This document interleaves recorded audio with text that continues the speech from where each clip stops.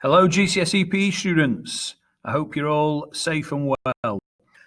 This week's lesson is going to be an online video lesson. The reason for that is we're going to start introducing a little bit of new content. And so therefore I think me being able to explain certain things that will be completely new to you will help with this. Before we start though, just a couple of things. So there'll be times where you need to pause the video. So at various points in the lesson, I'll ask you to pause the video if you're completing a particular task. You can also pause and rewind the video at any point. So if you've missed something or if you're not sure, you can pause the video, you can go back, you can rewind it. That's not a problem. You can then revisit the video at any point to content. So in a week's time, in a couple of weeks' time, if you've not got any work to do, which hopefully won't be the case, you can come back, you can have another look if you weren't sure about it first time round. And then finally, you'll need at least a pen and paper. Now, if you can print off the worksheets, which will be on Show My Homework, or you can sort of work electronically by typing straight onto them, that's absolutely great. Don't worry if you can't. Pen and paper will be more than enough. So if you need to go and get any of those things now, if you need a pen, if you need a bit of paper, or if you need to print off the worksheets, pause the video and go and do that now. Excellent. Okay.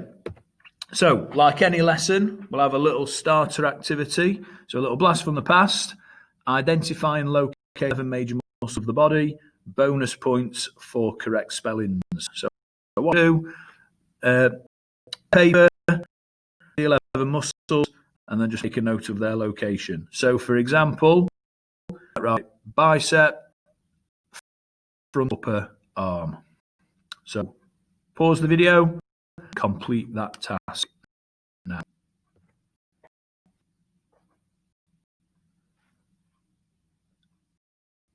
Excellent. Okay, so we'll check the answers. You could sort of mark your own. You know, obviously we're wanting to get 11 out of 11. If you miss the odd one, obviously you can use your revision, go back and just sort of recap those. Answers as follows. Left, shoulder, deltoid, pectorals, chest, biceps, front of upper arm, abdominals, stomach, quadriceps, front of upper leg, gastrocnemius, calf, hamstrings, back of upper leg, gluteals, your bum or your backside, latissimus dorsi, that really sort of big muscle that covers your back, goes from left to right, triceps, back of upper arm, and then you've got your trapezius, which starts at the bottom of your neck, comes down just over the sort of top bit of your shoulder, down the middle of your back.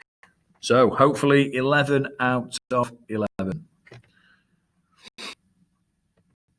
Okay, so what we're going to be looking at, we're going to be looking at the unit. This is on paper 2, and it covers socio-cultural influences.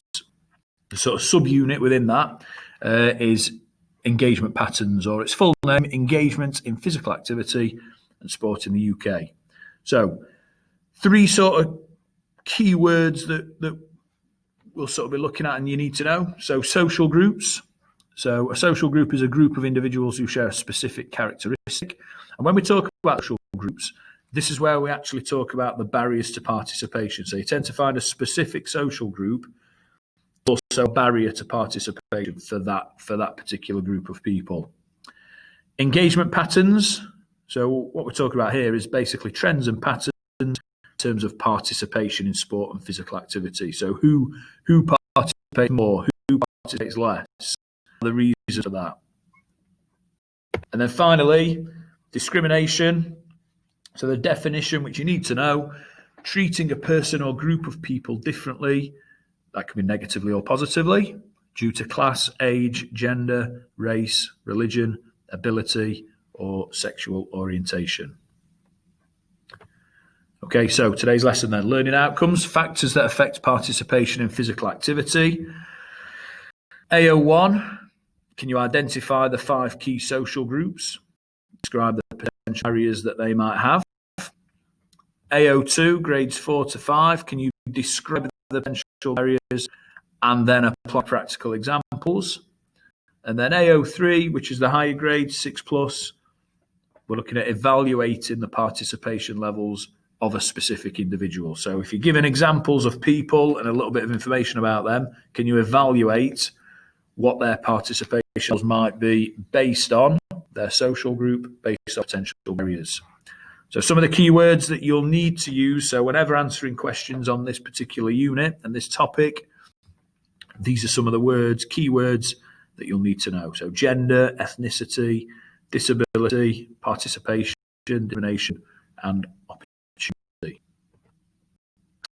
Okay, first time, and I preach completely, but we'll start based on what we think we might know. So your first time, can you try and predict what or who the 5 key social groups are? So think about what a social group is.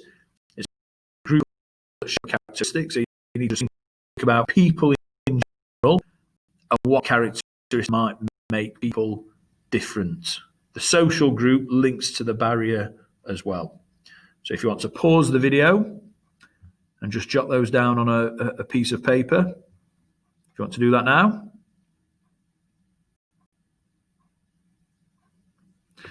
Okay, brilliant.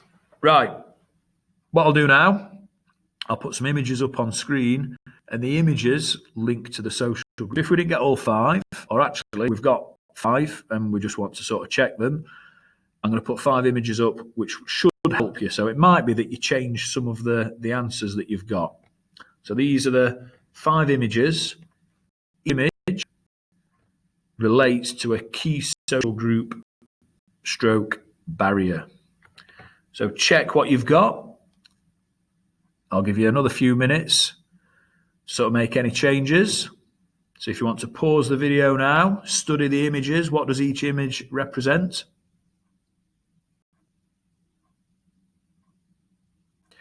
Okay, brilliant. So answers then as follows. Picture on the left-hand side. If you didn't know who that was, and Gary Neville. So first key social group is family. Okay, age. Third one, we've got gender. So we've got Katie Taylor there, one of the female boxers in the world.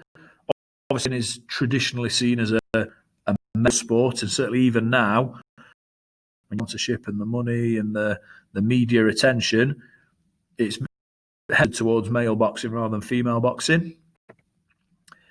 Ethnicity, religion, and culture. And then the last one that we've got is disability. So hopefully you got all 5 of those. If you didn't, not to worry, just make a note of those. So the 5 key social groups are family, age, gender, ethnicity, and disability. What I want you to do now then, so we've got those potential barriers. I'll think about each group. I want you to think about sort of participation rates within that particular group. And I want you to think about any reasons why. So just to help you with that, family. So think about who do you think will have higher participation rates? Family who have an interest in sport versus family who don't. And why? Think about age. Who will participate more? Younger people versus older people. Why? With regards to gender, who will have the higher participation rates? Males or females? Reasons why? Ethnicity. So who will have the higher participation rates? Ethnic minorities versus non-ethnic minorities. why. And then disabled, who will have the high participation rates. Disabled versus non-disabled.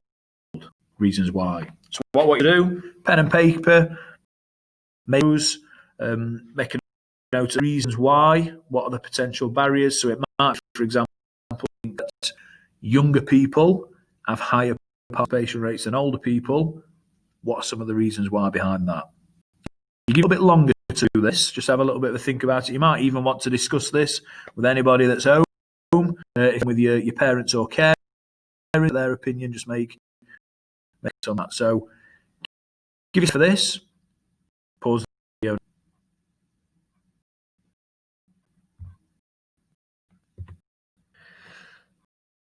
Fantastic. Right. So we'll start with family.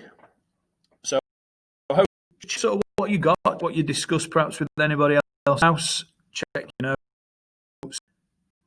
Generally speaking, if parents are effective, it is will be, as they will provide support with money, transport and commitment. Other family members may also act as role models in terms of participating in sport. So if I think personally, for me, when I was younger, my dad was interested in football. He was really into football. He was happy to join a football team. He was happy to provide me with transport teams, which were, across at one point. He would take me there. He would provide the equipment needed, football kit and things like that.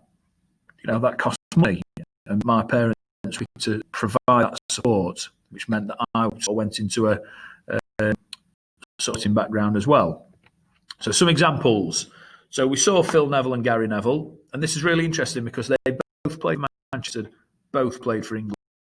Now think about chances of just any person, any sort of regular person, being that good at football that they can represent their country.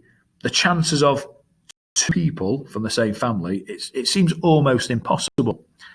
And actually, the family, the sister Neville was a footballer and used to coach the England team. So that's three siblings family in their sports represented their country.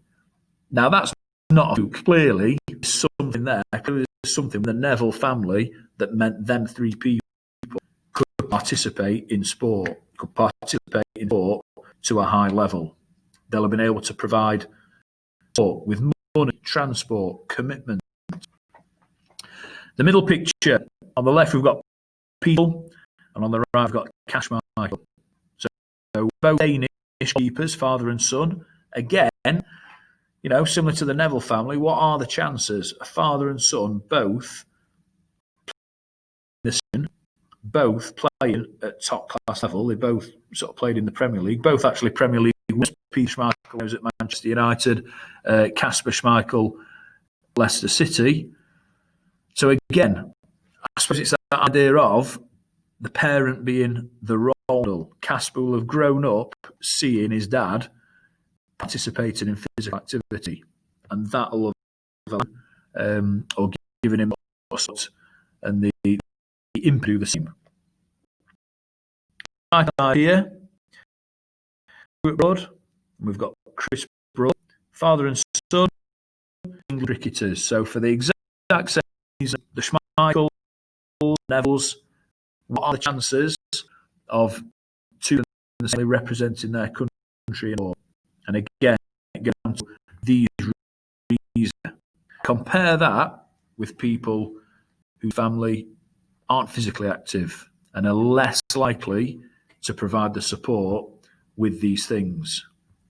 I'd hazard a guess that if people didn't have that support, that family support, they wouldn't have participated in activity. They wouldn't have sort of reached the levels that they... Okay, age.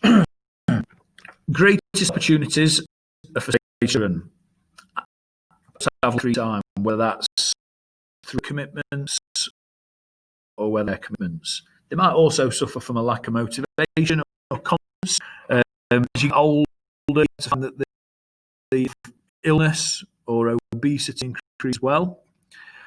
Older people as well, also there might be a lack of facilities or awareness of opportunities, and there might be less adults and clubs to get involved with. So you think about football, there's a youth football team that you can join, also for adults. So just a few examples here. So on the left, we spoke about less opportunities for adults. You think people, there are age, if you want to play football and you're under 12, the under 12s or the under 13s or the under 14s, England under 16 team.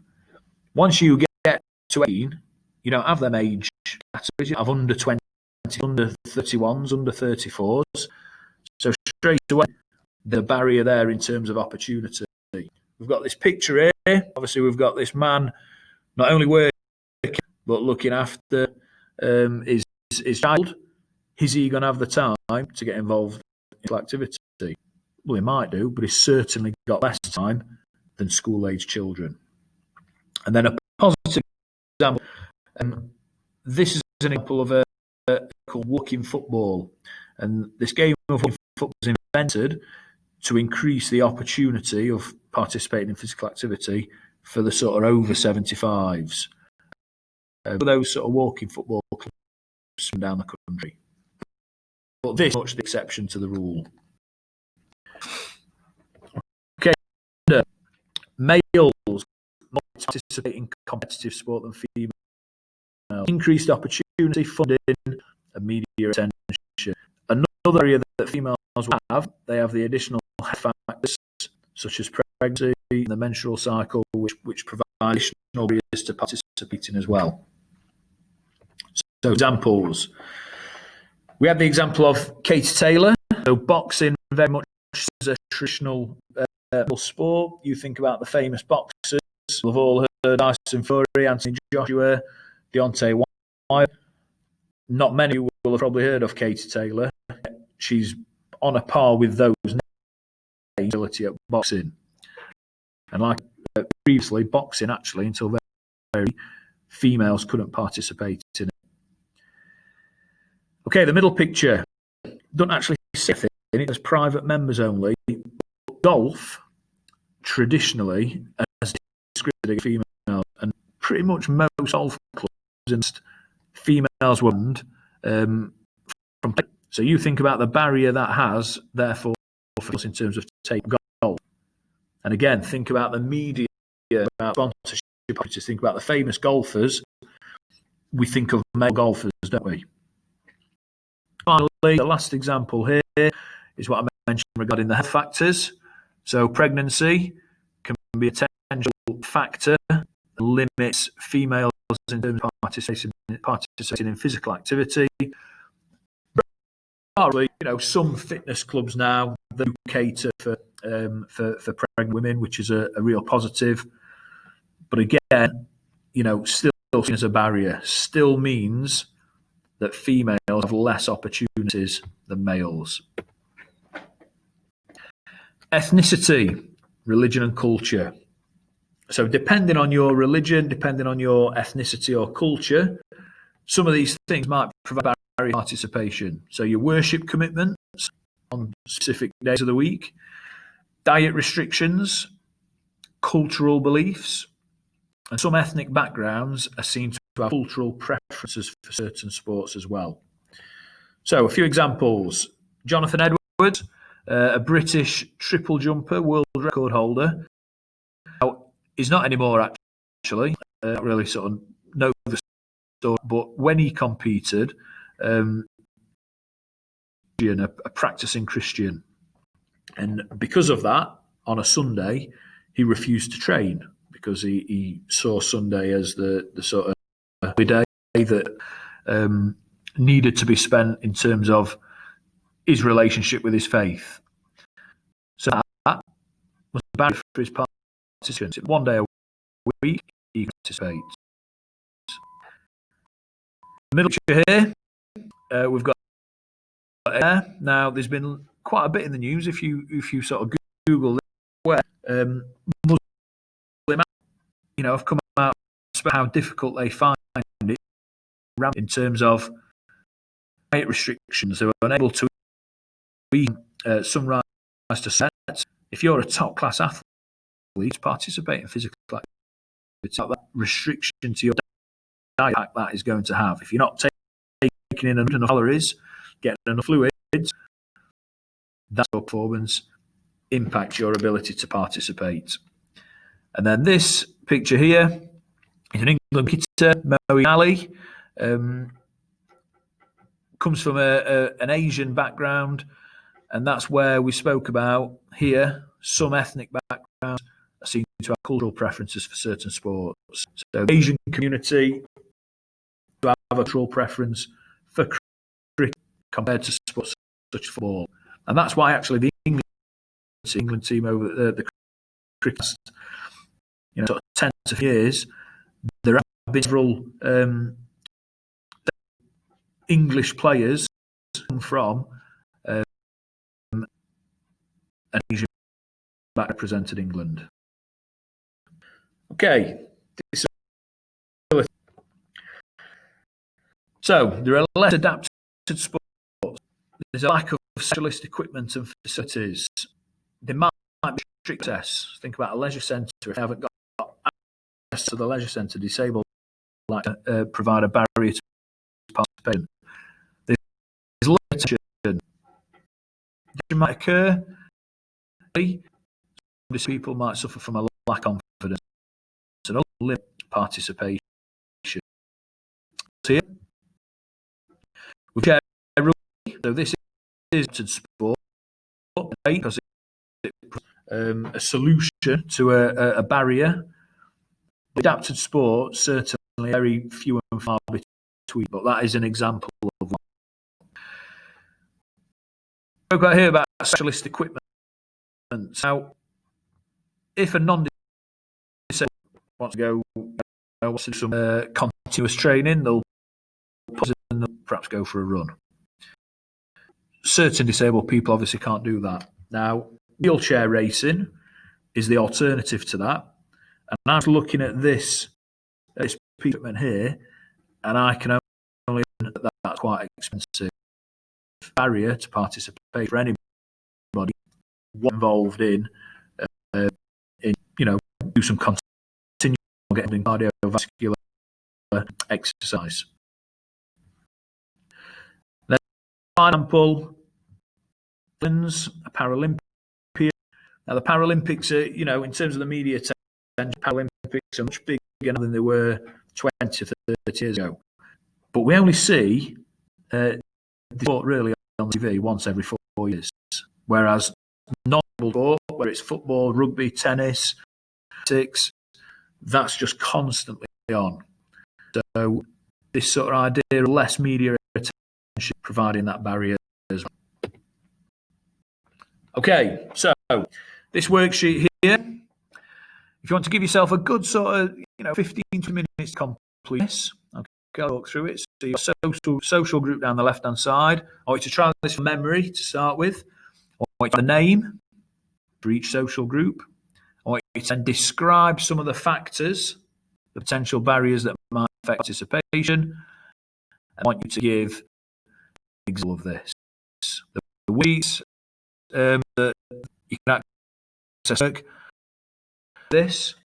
Okay, so this one here. You use that to help you, but I certainly have a go first from memory. Okay, so if you pause the video now, give yourself plenty of time to complete that. Off you go.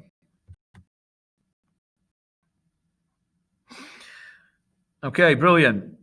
Right, we'll. Actually, if you want to, let me just go through this, and if you want to go back, you make some in this success through this first. Actually, so go what you've done, and you need to think about whether you've done things. So, have you identified the correct social groups? Have you identified the trend? So, e.g., males have higher levels of participation than females. Have you described the factors that might affect participation using keywords? Have you given at least one example for each social group? So on your worksheet, there's space for the examples. Try for 2. It's always good to have more examples. And then obviously check your spellings and grammar. Make sure your work is neat and well presented. So if you want to go back to your sheet, have a look at what you've done, think about this success criteria, and think about any improvements you can make. If you want to pause the video and do that now.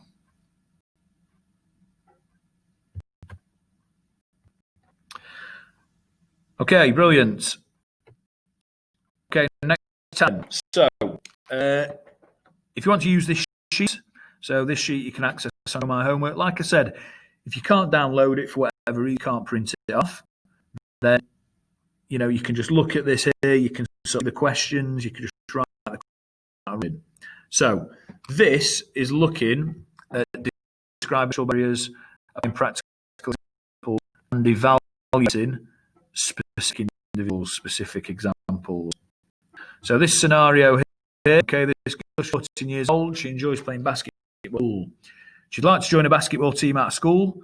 Her mother's parents do not take part in physical activity themselves. So questions, if you follow the arrows, get progressively more difficult. So we start off with an identify question, describe, identify factors and explain how, and then contrast question here. So question, look at this scenario, identify 3 potential barriers to participation this person might have. Second question, describe detail factors that might affect participation in sports physical activity for one of the barriers. So you only identify barriers there, and it'll be the social groups. That's the barrier. In here, you'll describe in more detail the factors. I'll try and read this bit upside down. Identify one factor that might have a positive impact on her participation in physical activity. Think about this person. Think about one of those key social groups that she is part of. We've said might have a positive impact on participation levels, and explain how. And then last question, compare and contrast the factors that will affect their participation with her brother. And her brother has a disability, and we'll say her brother is of a similar age. So this girl's 14 years old. Say their brother of a similar age, but who has a disability.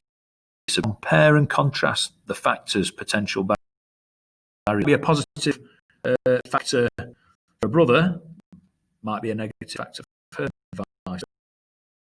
Give yourself time to complete that. Give yourself 15 to 20 minutes.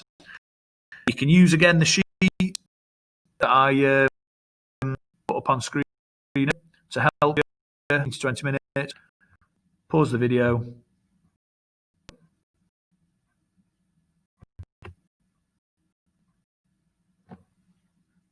Okay, fantastic. Right, success criteria for that task. So, identify 3 barriers specific to the scenario. Did you describe in more detail the fact that will affect one of these barriers?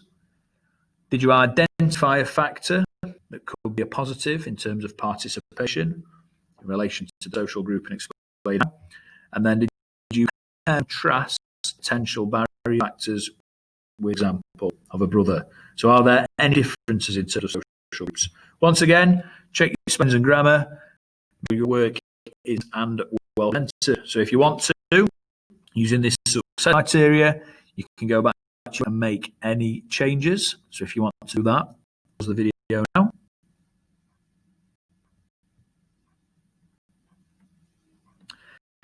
If not, okay, well done.